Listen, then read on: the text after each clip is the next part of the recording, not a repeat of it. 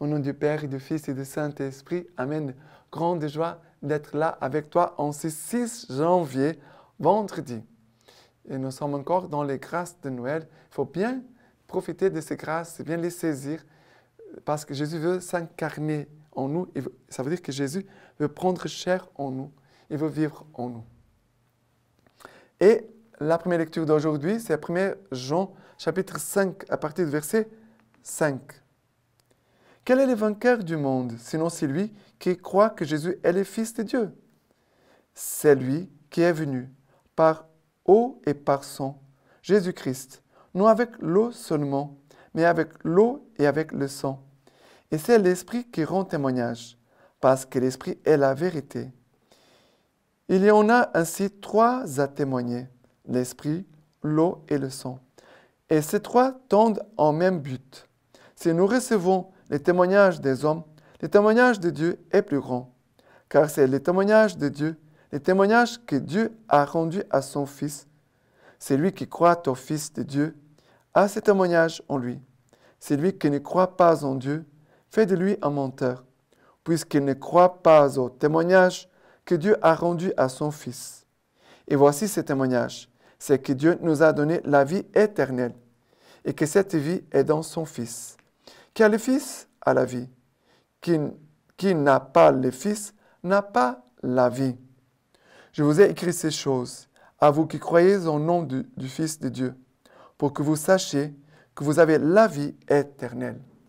Alors, de croire au Fils de Dieu, ça veut dire croire en Jésus-Christ, c'est pour avoir la vie éternelle.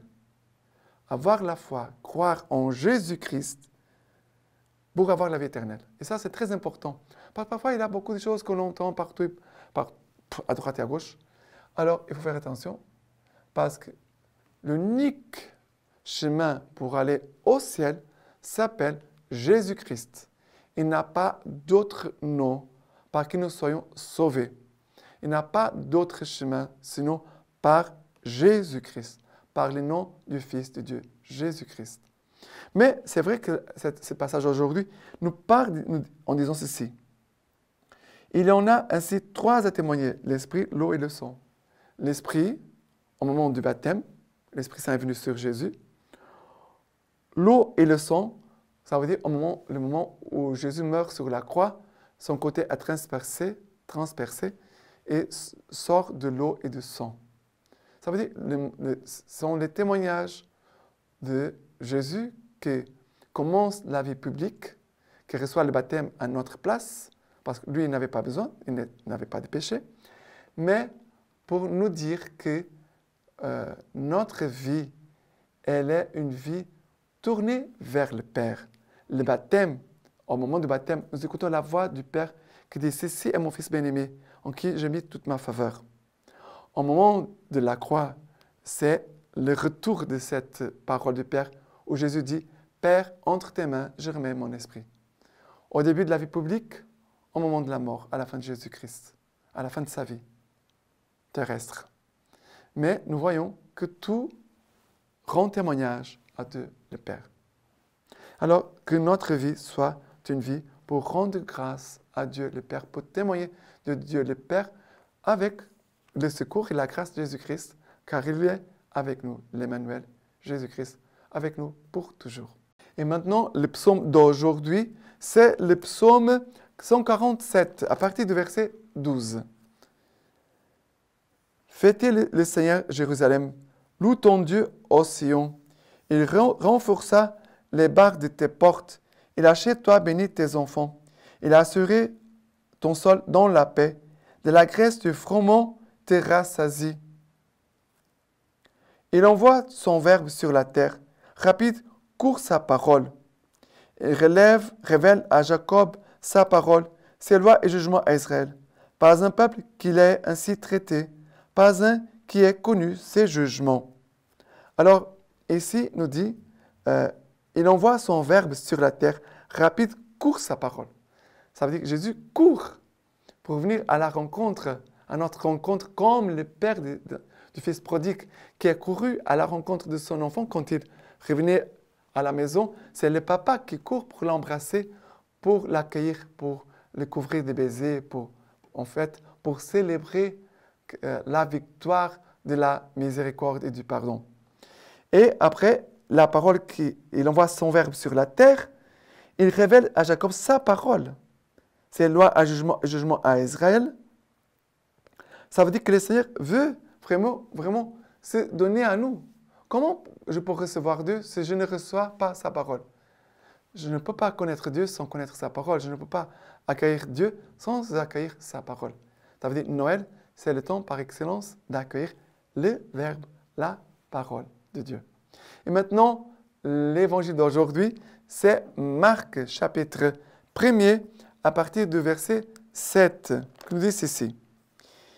Et il proclamait, « Viens derrière moi celui qui est plus fort que moi, dont je ne suis pas digne, en me courbant de délier la courroie de ses sandales. Moi, je vous ai baptisé avec de l'eau, mais lui vous baptisera avec l'Esprit Saint. » Et il advint qu'en ce jour-là, Jésus vint de Nazareth de Galilée, et il fut baptisé dans le Jourdain par Jean.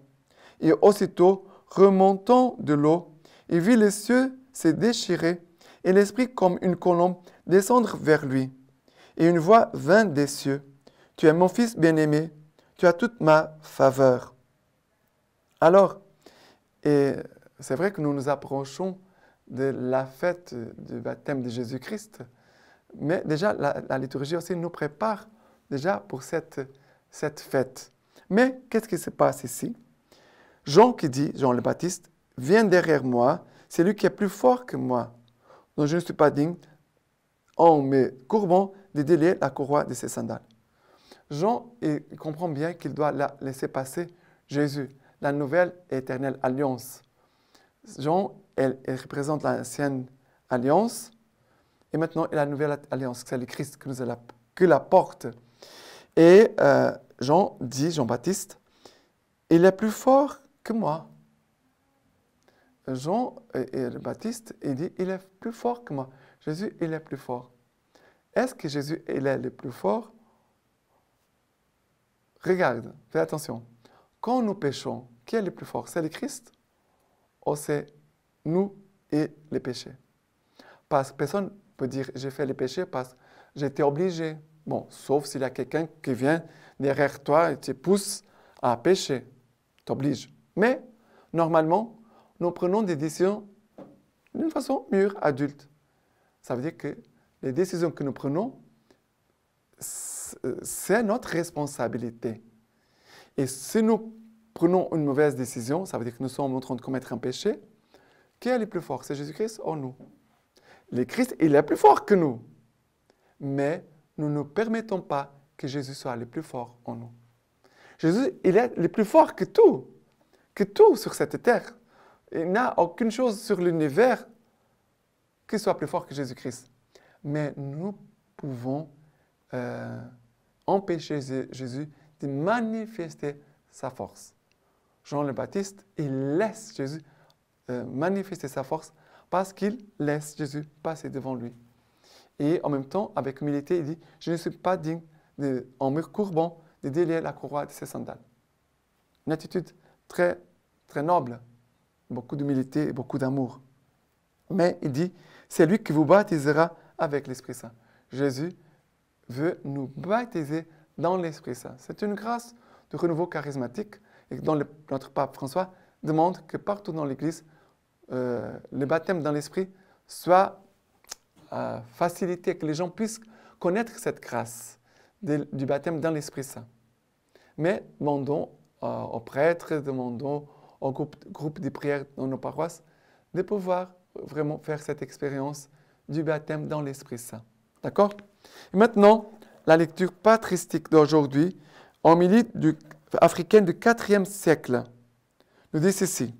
Notre Seigneur Jésus-Christ, frère très cher, qui est pour l'éternité, créateur de toutes choses, en naissant d'une mère aujourd'hui, s'est fait notre Sauveur. Il est né pour nous aujourd'hui dans le temps, parce qu'il l'a voulu pour nous conduire à l'éternité du Père. Dieu s'est fait homme pour que l'homme devienne Dieu, pour que l'homme mange les pains des anges. Le Seigneur des anges aujourd'hui s'est fait homme. Aujourd'hui, s'est accomplie la fameuse prophétie.